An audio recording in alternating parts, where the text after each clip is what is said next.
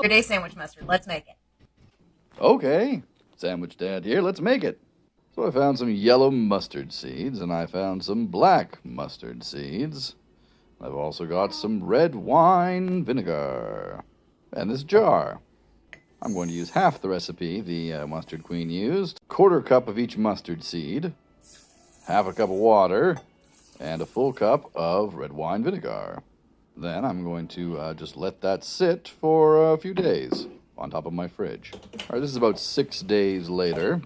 As you can see, the mustard seeds have expanded quite a bit. Yeah, looks neat when you shake it too, which is all very good.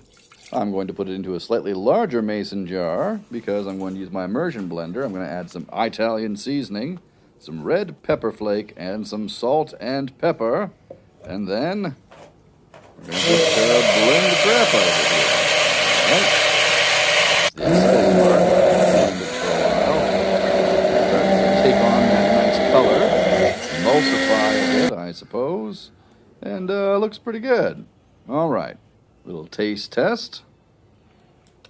Like Mustard Queen says, a bit bitter on the birthday for every mustard, so I'm going to put that away in my Sandwich Dad fridge for a minute there.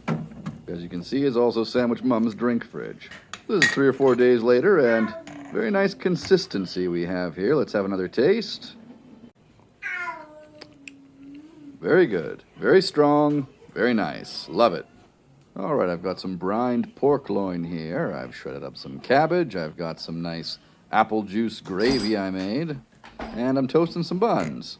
And onto those toasted buns, a nice thick layer of that new mustard. A bit of that sweet gravy on the top. Then our shredded cabbage and our pork loin. And on top of that pork loin, we'll put a little bit more of that gravy there. All right, and we put the hat on. Have a little look-see.